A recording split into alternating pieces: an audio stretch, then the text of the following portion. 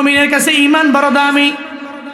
সারা দুনিয়া যদি তার হাতে আইনা দাও, ও বলবে সারা দুনিয়ার এক সাইডে রাখো,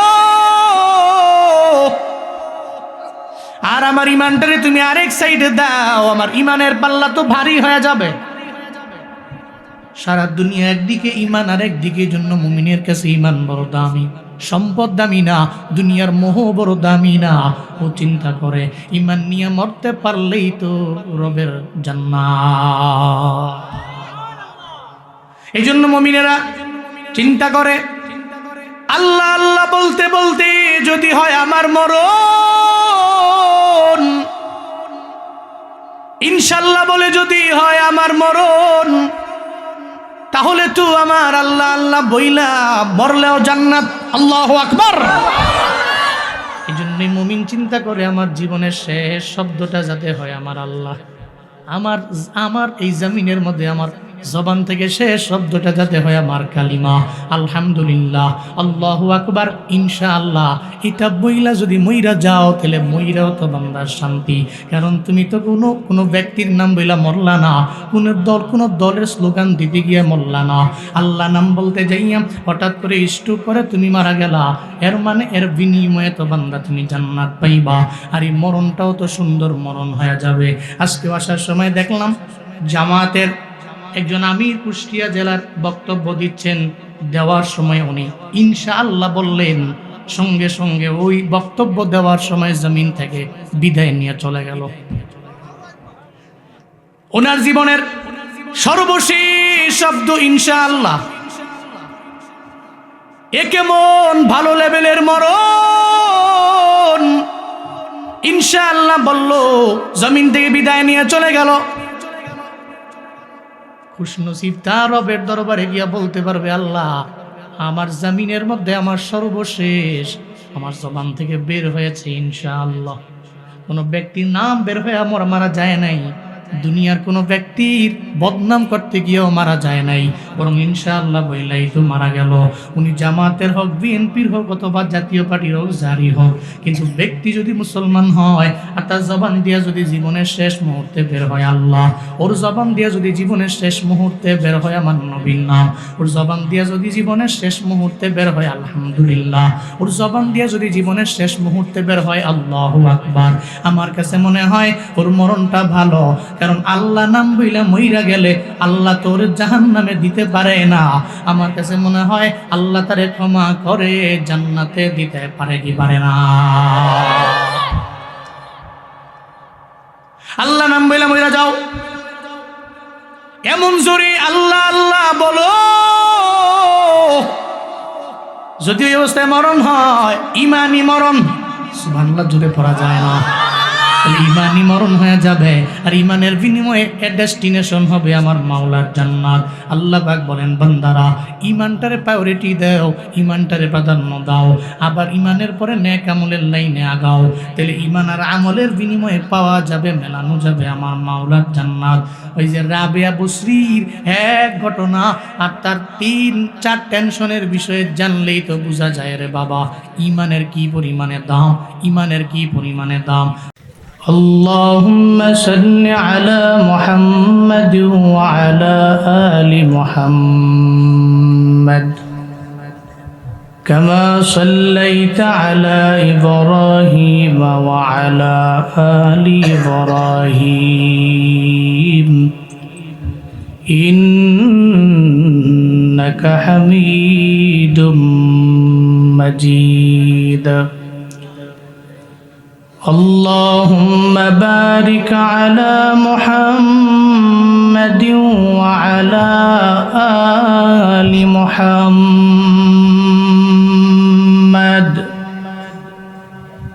كما باركت على إبراهيم وعلى آل إبراهيم إنك حميد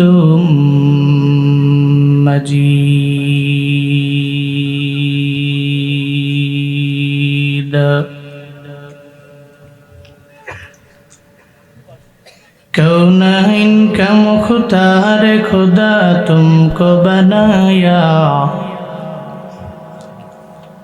कौनैन का मुख्तार खुदा तुमको बनाया, उम्मत की निगाहबान खुदा तुमको बनाया, उम्मत की निगाहबान खुदा तुमको बनाया। या रब मेरे आँखों में समा जाए मदीना, या रब मेरे आँखों में समा जाए मदीना, मुद्दत से मेरे दिल में तमन्ना है मदीना।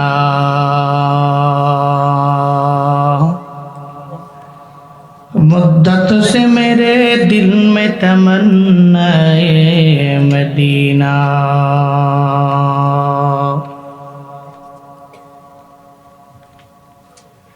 ঐতিহ্যবাহী কাজীপুরা উত্তরপাড়া ও মোল্লাপাড়া বাইতুন নূর জামে মসজিদের উদ্যোগে আয়োজিত অষ্টম বার্ষিক ওয়াজুদওয়ার মাহফিলের আজ 19 জানুয়ারি 2026 মোতাবারক মজলিস সম্মানিত সভাপতি কাজীপুরার বিশিষ্ট ব্যবসায়ী আলহাজ মোহাম্মদ শামসুল হক সরকার সাহিব, আজকের মাহফিলের সম্মানিত সহ-সভাপতি অবসরপ্রাপ্ত বাংলাদেশ পুলিশ আলহাজ মোহাম্মদ মাইনুল হক সাহিব, আজকের মাহফিলের সম্মানিত প্রধান অতিথি অগ্রণী ব্যাংক ঢাকায়ের সম্মানিত জিএম জনাব আলহাজ আব্দুর রাজ্জাক মন্ডল সাহিব, আজকের মাহফিলের প্রধান মেহমান বিশেষ অতিথিবৃন্দ, সম্মানিত অতিথিবৃন্দ, আরও অনেক অতিথি আজকের মাহফিলে উপস্থিত আছেন, অনুপস্থিত আছেন। আমার আগে আপনাদের সামনে কোরআন এবং হাদিস থেকে দিক নির্দেশনামূলক বাণী আপনাদের শুনিয়েছেন বিশিষ্ট ইসলামী চিন্তাবিদ হযরত মাওলানা মুহাম্মদ ফরহাদুজ্জামান মাহদি সাহিব দামাত বরকাতুহুম। কথা বলেছেন হযরত মাওলানা মুহাম্মদ আব্দুর রাজ্জাক আল মুজাহিদ নাটোরি সাহিব, হযরত মাওলানা মুহাম্মদ আব্দুল মুমিন আব্বাসী সাহিব। সুন্দরী আয়োজন আপনাদেরকে উপহার দিয়েছেন মসজিদ কমিটি, এলাকার ইয়াং সোসাইটি, যাদের অক্লান্ত পরিশ্রমে আজকের এই মাহফিল দাঁড়িয়েছে। এর আগে 7 বার এই মাহফিল গত হয়েছে, এবছর 8ম বার্ষিক মাহফিল। শুরুতেই আমাকে একটু উচ্চ কণ্ঠে উচ্চ আওয়াজে জবাব দিবেন, সুন্দরী মুজমাটি পেয়ে আপনারা খুশি না বেজার? খুশি হলে মানুষ হাসি দেয়, কারোর চেহারায় কোনো হাসি নাই। আপনারা রাগ করছেন নাকি? নাকি ঠান্ডায় আপনাদের হাসি কেড়ে নিয়ে গেছে? হ্যাঁ, তো হাসিও তো নাই, হাসি আছে মাশাআল্লাহ। বলেন তো খুশি না বেজার? আজকের এই মাহফিলের আয়োজন যারা করেছেন, আল্লাহ প্রত্যেককে দুনিয়া এবং আখেরাত উভয় জগতে কল্যাণকামীদের অন্তর্ভুক্ত বানিয়ে দেন। সকলেই পড়েন আমিন।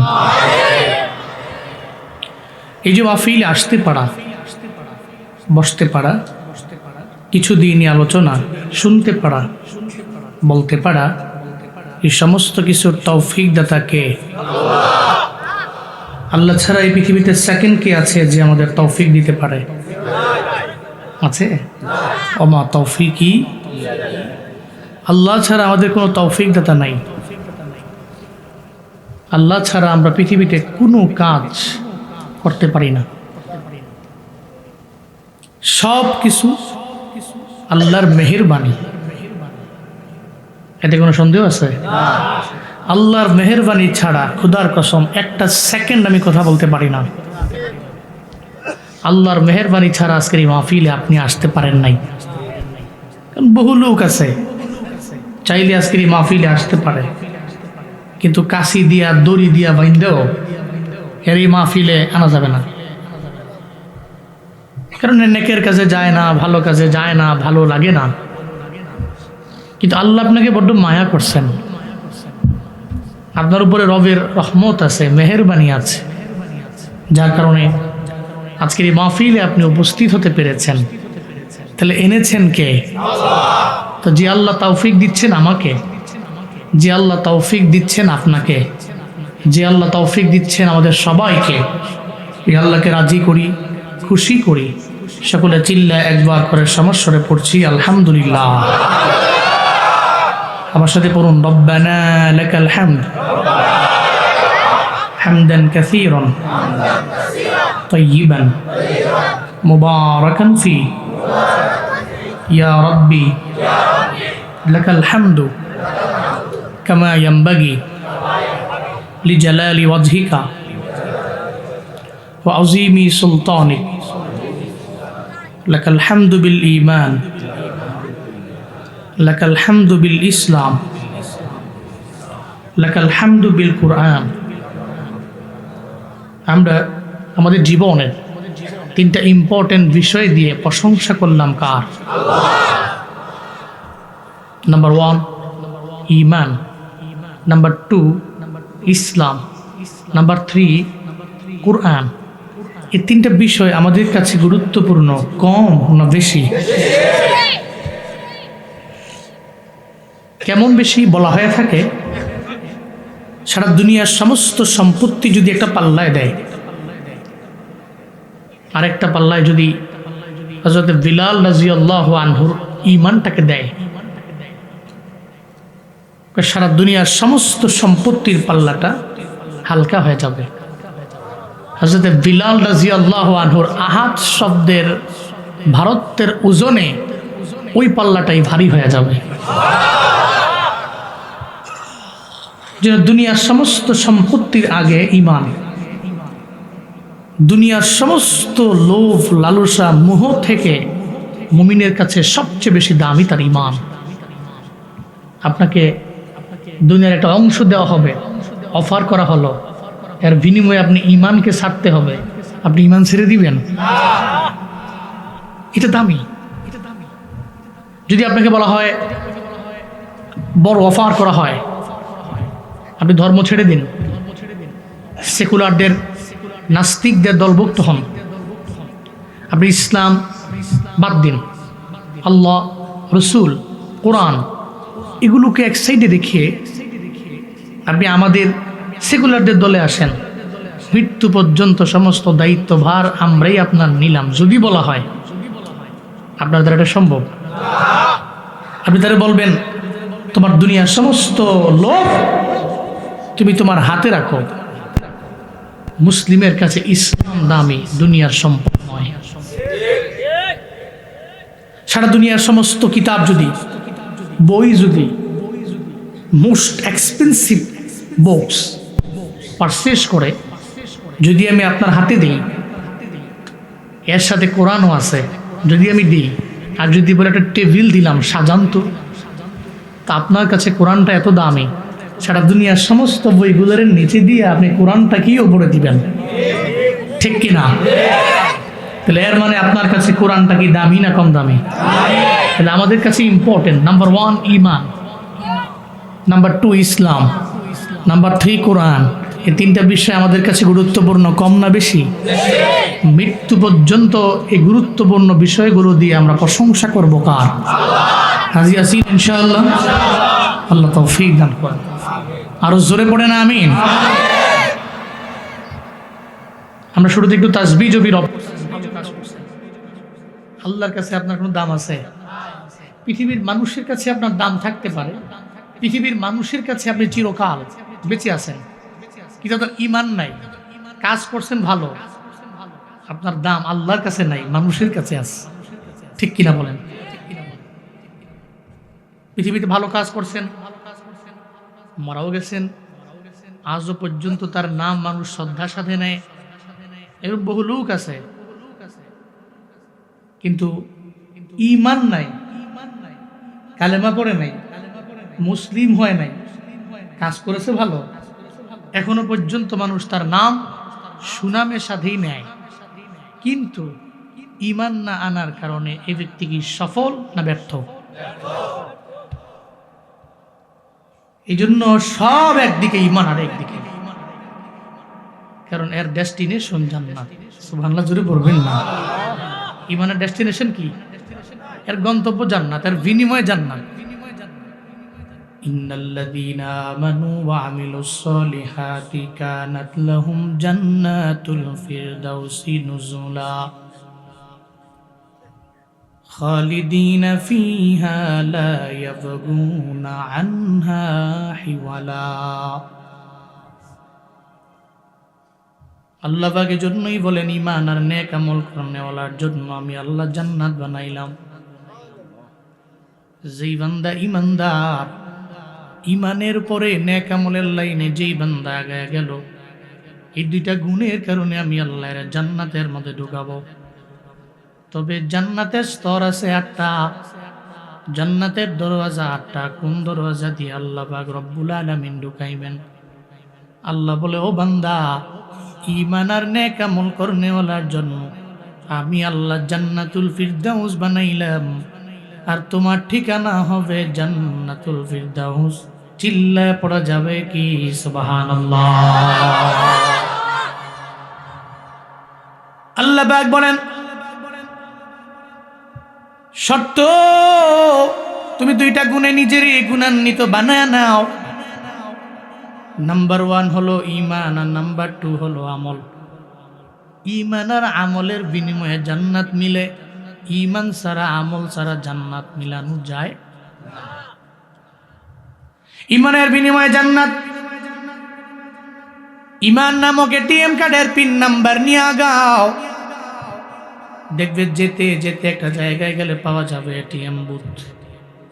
ওই এটিএম কার্ডটা নিয়ে ওই বুথের মধ্যে ঢুকলেই তো টাকা পাওয়া যাবে, কারণ হাতে কার্ডও আছে, পিন নাম্বারও আছে। মনের যত আশা আছে সব আশা ওই বুথের মধ্যে গেলে পূরণ হয়ে যাবে। আল্লাহ কয়, ও গুলাম, তুমি ইসলাম নামক কার্ড নিয়া, ঈমান নামক পিন নাম্বার নিয়া সিরাতুল মুস্তাকিমের লাইনে আগায় যাও। মনে রাখবা, এর বিনিময়ে তো আমার আল্লাহ তোমারে জাহান্নামে পাঠাবে না।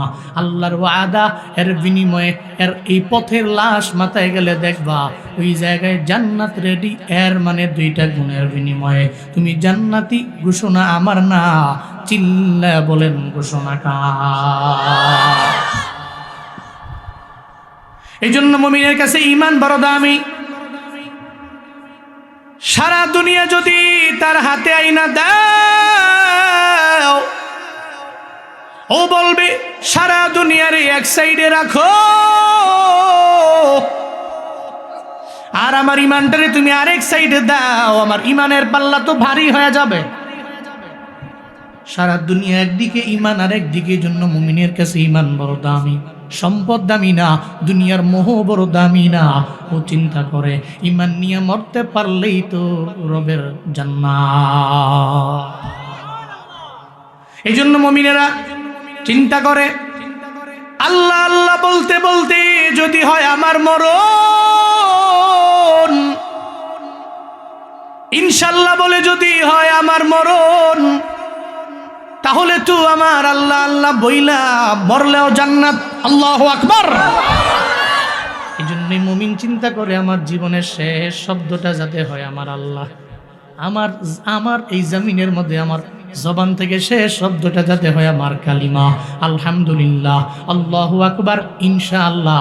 এটা বইলা যদি মইরা যাও, তাহলে মইরাও তো বান্দার শান্তি।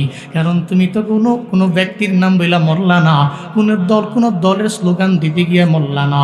আল্লাহ নাম বলতে যাইয়া হঠাৎ করে স্ট্রোক করে তুমি মারা গেলা, এর মানে এর বিনিময়ে তো বান্দা তুমি জান্নাত পাইবা। আর এই মরণটাও তো সুন্দর মরণ হয়ে যাবে। আজকে আসার সময় দেখলাম জামাতের একজন আমির কুষ্টিয়া জেলার বক্তব্য দিচ্ছেন। দেওয়ার সময় উনি ইনশাআল্লাহ বললেন, সঙ্গে সঙ্গে ওই বক্তব্য দেওয়ার সময় জমিন থেকে বিদায় নিয়ে চলে গেল। ওনার জীবনের সর্বশেষ শব্দ ইনশাআল্লাহ। এ কেমন ভালো লেভেলের মরণ! ইনশাআল্লাহ বলল, জমিন থেকে বিদায় নিয়ে চলে গেল। খুশনসিব তার রবের দরবারে গিয়া বলতে পারবে, আল্লাহ আমার জামিনের মধ্যে আমার সর্বশেষ আমার জবান থেকে বের হয়েছে ইনশাআল্লাহ। কোনো ব্যক্তির নাম বের হয়ে মারা যায় নাই, দুনিয়ার কোনো ব্যক্তির বদনাম করতে গিয়েও মারা যায় নাই, বরং ইনশাআল্লাহ বইলাই তো মারা গেল। উনি জামাতের হোক, বিএনপির হোক, অথবা জাতীয় পার্টির হোক, যারই হোক, কিন্তু ব্যক্তি যদি মুসলমান হয় আর তার জবান দিয়া যদি জীবনের শেষ মুহূর্তে বের হয় আল্লাহ, ওর জবান দিয়া যদি জীবনের শেষ মুহূর্তে বের হয় আমার নবীর নাম, ওর জবান দিয়া যদি জীবনের শেষ মুহূর্তে বের হয় আলহামদুলিল্লাহ, ওর জবান দিয়া যদি জীবনের শেষ মুহূর্তে বের হয় আল্লাহু আকবার, আমার কাছে মনে হয় ওর মরণটা ভালো। কারণ আল্লাহ নাম বইলা মইরা গেলে আল্লাহ তোর জাহান্নামে দিতে পারে না। আমার কাছে মনে হয় আল্লাহ তারে ক্ষমা করে জান্নাতে দিতে পারে কি পারে না। আল্লাহ নাম বইলা মইরা যাও, এমন জোরে আল্লাহ আল্লাহ বলো,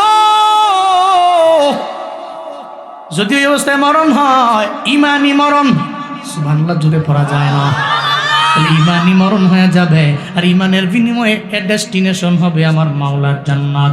আল্লাহ পাক বলেন, বান্দারা ইমানটারে প্রায়োরিটি দাও, ইমানটারে প্রাধান্য দাও, আবার ইমানের পরে নেক আমলের লাইনে আগাও, তাহলে ইমান আর আমলের বিনিময়ে পাওয়া যাবে, মেলানো যাবে আমার মাওলার জান্নাত। ওই যে রাবেয়া বসরির এক ঘটনা আর তার 3-4 টেনশনের বিষয়ে জানলেই তো বোঝা যায় রে বাবা ইমানের কি পরিমাণে দাম, ইমানের কি পরিমাণে দাম। হযরত হাসান বসরি রহমতুল্লাহ আলাইহি, এমন কোনো মানুষ নাই, এই একজন ওলিয়ে কামেলের নাম শুনেন নাই? জগৎ বিখ্যাত একজন ওলিয়ে কামেল হযরত হাসান বসরি, ওনার একজন ছাত্রী ছিল, এই ছাত্রীর নাম হলো রাবেয়া বসরি। সুবহানাল্লাহ জোরে কয় না। রাবেয়া বসরি যেমন দামি, উস্তাদ যেমন দামি, ছাত্র তো এমন দামি হয়। উস্তাদ যেমন দামি, ছাত্রীও তো বড় দামি হবে। রাবেয়া বসরি একদিন হাসান বসরিকে প্রশ্ন করলেন, উস্তাদ আমার মনের মধ্যে খালি চিন্তা ঘুরে। প্রশ্ন করে নাকি হাসান বসরি বললেন, রাবেয়া তোমার আখলাক বড় সুন্দর, এই সুন্দর আখলাক দেখে আমি মুগ্ধ হয়ে গেলাম। আমি তোমাকে বিবাহ করতে চাই, বিবাহ বন্ধনে আমি তোমার সঙ্গে আবদ্ধ হতে চাই। এমন একজন নারী যদি আমার ঘরের মধ্যে থাকে, যেই নারী অন্যায় করে না, খারাপ ব্যবহার করে না, খারাপ আচরণ করে না, বেপরদায় চলে না, তাহলে ওই ঘরের মধ্যে রহমত থাকবে কি থাকবে না? এমন একজন দামি নারী। হাসান বসরি কয়, রাবেয়া তোমায় আমি বলি, আমি তোমার সঙ্গে বিবাহ বন্ধনে আবদ্ধ হব। তাইলে বিবাহ বন্ধনে আবদ্ধ হবেন, আমার 4টা টেনশন আপনি দূর করেন, এরপরে আপনার স্ত্রী কইরা আপনি আপনার ঘরের মধ্যে আমার নিতে পারেন। ওই বলো না।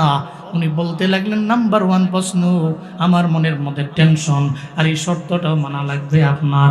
ও আমার উস্তাদ হাসান বসরি, আমায় বলেন না আমার মরণটা কি ইমানের মরণ হবে কি হবে না, এই ব্যাপারে আমি জানবার চাই। আমার মরণ কি ইমানের মরণ হবে কিনা? মনের মধ্যে আমার এই চিন্তা, ইমানের মরণ যদি আমার না হয়, তাহলে কবরের মধ্যে গিয়া তো আমার কবর জাহান্নামের গর্ত হয়ে যাবে। সারা জিন্দেগি লাগে আমি আমল করলাম, শেষ মুহূর্তে আমার ইমানের মরণ হলো না, তাহলে তো আমার কোনো দামও নাই, রবের দরবারে আমার কোনো দাম নাই। আমি সফল মরণ আমার হলো না, আমি জমিনের মধ্যে সফল একজন ব্যক্তি হয়ে কবরের মধ্যে যেতে পারলাম না। হাসান বসরি কয়, রাবেয়া রে, এমন এক প্রশ্ন তুমি আমারে করলা, আমার নিজেরই তো জানা নাই আমার মরণটা কি ইমানের মরণ হবে কি হবে না। কারণ হাসান বসরি তো এমন ওলিয়ে কামেল ছিলেন, এদের ভিতরে তাকওয়া ছিল আমার আল্লাহ। আর বর্তমান জামানায় এমন পীরও আছে, নিজের অনেক এমন পরিমাণে এমন বড় পীর দাবি করে। কোনো একটা ব্যক্তি যাওয়ার পরে কয়, তোমার নামাজ লাগবে না, রোজা লাগবে না, আমল লাগবে না, তুমি খালি আমার অনুসরণ কইরা খায়া যাও। মনে রাখবা, আমার অনুসরণ করলে আমি তোমারে পার কইরা পুলসিরাত পার কইরা জান্নাতের মধ্যে নিয়ে যাব। এমন ভণ্ড পীর আছে না না? কয় আমার দরবারে মুরিদ হও, নামাজ লাগবে না। হাসান বসরি কয়, রাবেয়া রে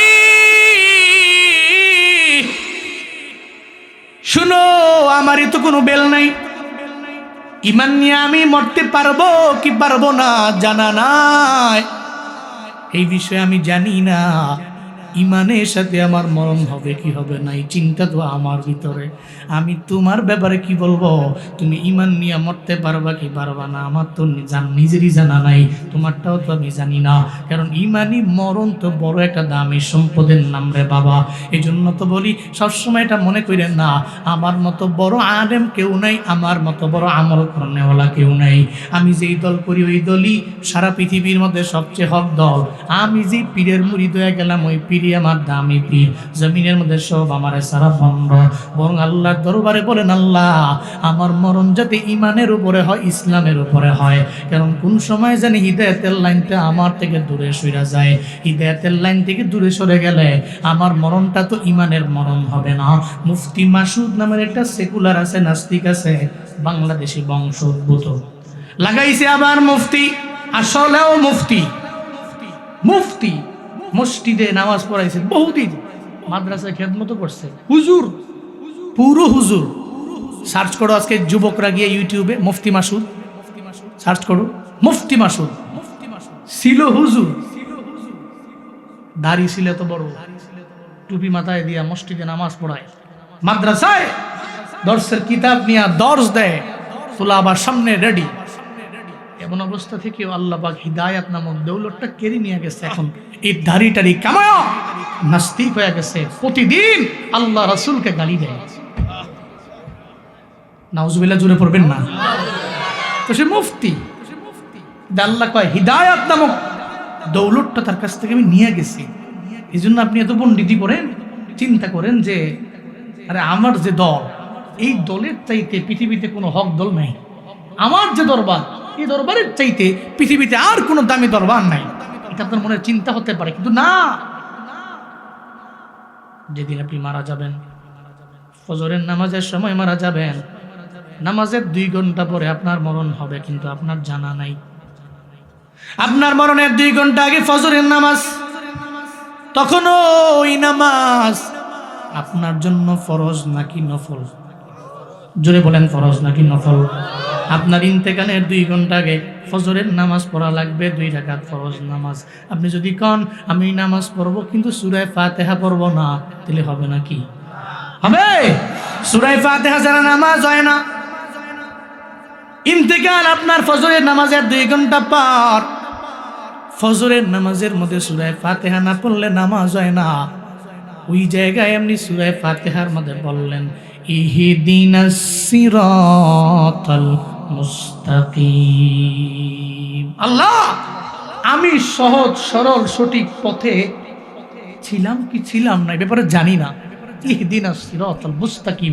আপনার মরণের 2 ঘন্টা আগেও আপনি সূরা ফাতিহায় বলছেন আল্লাহ তুমি আমাকে সহজ সরল সঠিক যে পথ, যে পথটা সিরাতাল মুস্তাকিমের পথ, ওই পথে তুমি আমাকে প্রদর্শন করো, ওই পথটা তুমি আমারে দেখাও।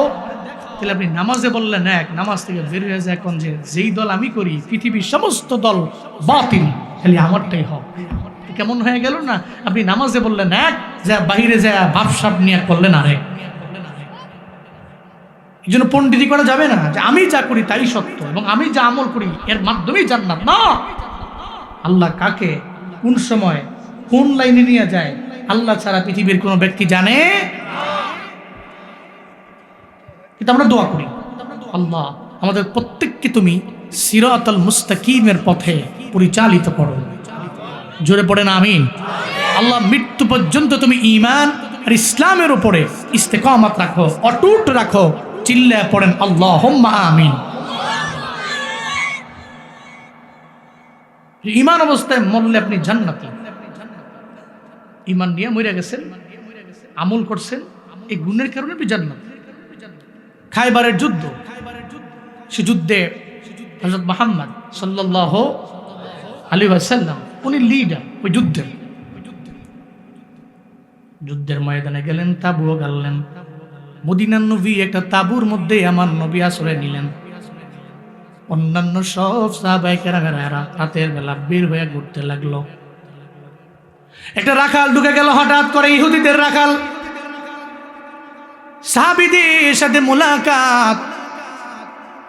এই সাহাবীরা তোমরা যে আসছো খায়বারের প্রান্তরে যুদ্ধ করার জন্য, তোমাদের লিডারের সাথে আমি মোলাকাত করতে চাই। রাখাল বলে, তোমাদের লিডারকে, তোমাদের নেতাকে আমি মোলাকাত করব। যখন সাহাবায়ে কেরাম বলে, ইহুদিরে ওই যে দেখো না ছোট্ট সাধারণ একটা তাবু দেখা যায়, ওই তাবুর ভিতরেই আছে আমাদের লিডার, আমাদের নেতা, আমাদের নবী মুহাম্মাদুর রাসূলুল্লাহ। চিল্লায় পড়া যাবে কি মারহাবা। ইহুদিকে আমি গরিব বলে মজা করলাম, আমি বড় গরিব এই জন্য মজা করলা। নেতারা বুঝিয়ে মন তাবুর মধ্যে থাকে, মজা করলা নাকি আমার লগে? তুমি চিন্তাও করতে পারো না, আমাদের নেতা হলো ইসলামের নেতা, মুসলমানদের নেতা। আমাদের যারা লিডার হয় এরা হয় ইমামে আদেল, এরা আদালত কায়েম করতে জানে, ইনসাফ কায়েম করতে জানে, এরা সবার বেলায় সমতা বজায় রাখে। এদের প্রজারা জেনে ঘুমায়, এরাও তো ওই জায়গার মধ্যে ঘুমায়। আমার দেশের ইন ফিউচারের লিডারেরা যদি আমার প্রজাদের কথা চিন্তা করে নির্বাচন করে, আল্লাহর কসম করে বলতে পারি, যদি 5টা বছর চালাইতে পারে, প্রজারা যেমনে বলে সেমনে মাইনা, প্রজারা যেমনে চলে সেভাবে চইলা, নিজের মতো না কইরা, প্রজাদের কথা চিন্তা কইরা, দেশের কথা চিন্তা কইরা যদি দেশটা চালাইতে পারে, খোদার কসম করে বলে যায়, আমার দেশ 5 বছরের মধ্যে সোনায় ভরপুর হয়ে যাবে। ঠিক কিনা? এটা ইমামে আদেলের দ্বারা সম্ভব। মুসলমানদের নেতা হবে এমন, এরা হবে ইমামে আদিল, ন্যায় বিচারক। অন্যের বেলায় যা, নিজের বেলায় তা, প্রজার বেলায় যা, রাজার বেলায় তা। কিন্তু আমার সমাজের মধ্যে তো এর ব্যতিক্রম হয়, মাতবরে বিচার করে। কিরে মাতবর বিচার করো না? ধনির পোলার বেলায় কোনো বিচার নাই। ধনির পোলায় যদি কোনো অন্যায় করে 2 আনাও বিচার করে না, 3 আনাও বিচার করে না, 1 আনাও বিচার করে না। ধনির পোলার বেলায় কথাই কয় না। আবার যদি গরিবের বেলায় কোনো অন্যায় করে, অপরাধ করে, ওই গরিবের পোলার বেলায় বিচার করে 16 আনা, ধনির পোলার বেলায় বিচার নাই। এমন মাতবর সমাজে আছে না? না। وَإِذَا حَكَمْتُمْ بَيْنَ النَّاسِ أَن تَحْكُمُوا بِالْعَدْلِ। চিল্লা বলেন কথা কা। আল্লাহ পাক বলেন, জমিনের মাতবরেরা, জমিনের মধ্যে তোমরা যখন বিচার কার্য ফয়সালা করবে, তখন আদালত করো, ইনসাফ করো। প্রজার বেলায় যা করো, তোমার বেলাও তা করো। একটা গরিবের বেলায় যা করো, ধনীর ছেলের বেলাও তা করো। কারণ এই সমতা যদি বজায় রাখতে পারো, ফায়দা হলো হাসরের ময়দানে যেদিন আরশে মুআল্লার ছায়া সারা জমিনের মধ্যে আর কোনো ছায়া থাকবে না। আল্লাহ দিন মায়া করে বলবে, এই ইমামে আদেল, এই ন্যায় বিচারক, যাও যাও, তুমি আরশে মুআল্লার ছায়ার নিচে ঢুকে যাও।